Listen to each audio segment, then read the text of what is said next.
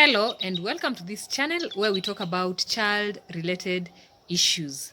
My name is Halima Andieri and today I want to talk about why your child's grades are dropping. Last week, a parent came to me seeking the way forward on her son's grades. This is because this child has been performing very well right from primary school, but currently he's been getting the worst grades. When he did his primary exams, he emerged the second best in his class.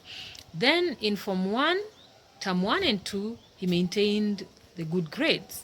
But trouble started in Term 3, Form 1, when he seriously dropped. I advised this parent that we talk to Hassan first so that we find out the reasons as to why he's performing poorly. Okay, maybe it could be something from home, okay, or even from school. So once we find out the reason, then we can be able now to get the way forward.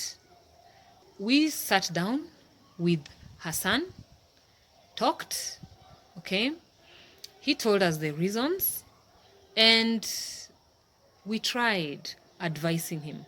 So we are hoping that from the end of this term, he's going to at least improve on his poor grades. So I thought it's better for me to share with you some of the reasons as to why children's grades drop. Okay, because once we find out the reason, then we can be able to now handle this child accordingly. One of the reasons is exam fever or anxiety. You'll find that a child is very attentive in class, okay? He or she answers questions, does his or her homework on time, but when it comes to exams, he develops stress, he becomes anxious, and does not end up answering the questions as required. And this leads to a drop in his or her grades or poor performance. Another reason is lack of thorough revision. So there are some bright students who have no problem in class, but this child is not organized enough, and as such, this child does not revise well for the exams. Or at times, you'll find that this child waits for last minute, okay? That is when he or she flips through his or her notes, okay, and expects to pass in the exams. So this leads to poor grades because this child will not have been well or thoroughly prepared for the exams. Overconfidence is another reason.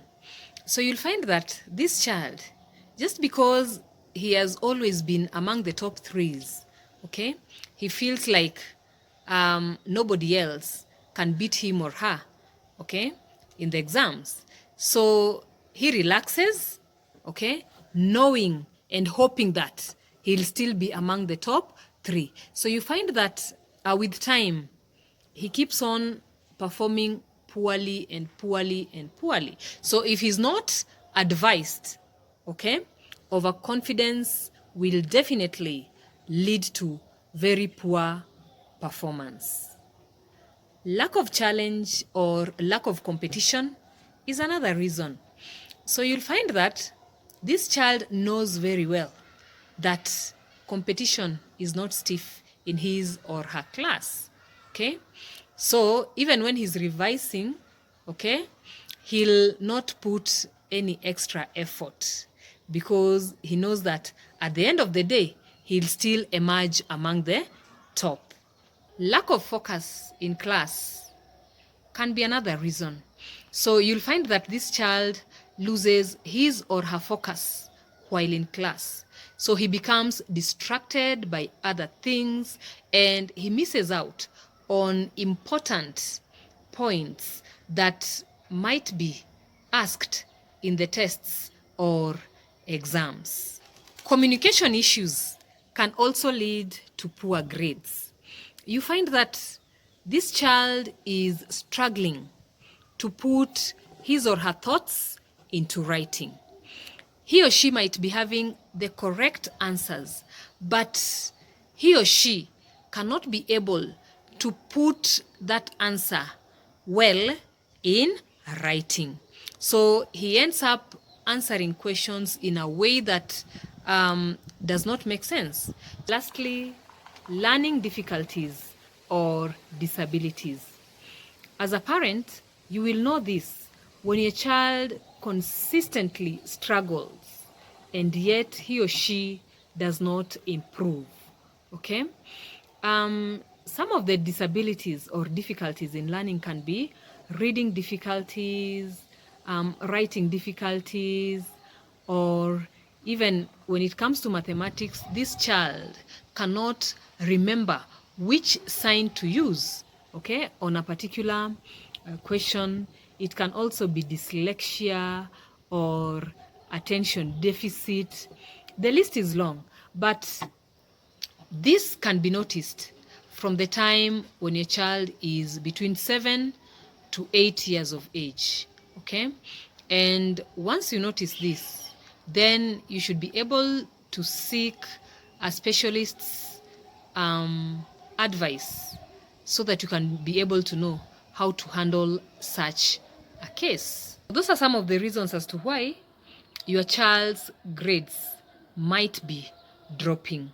And I believe once you find out what the reason is, then you can be able now, okay, to advise your child on the way forward.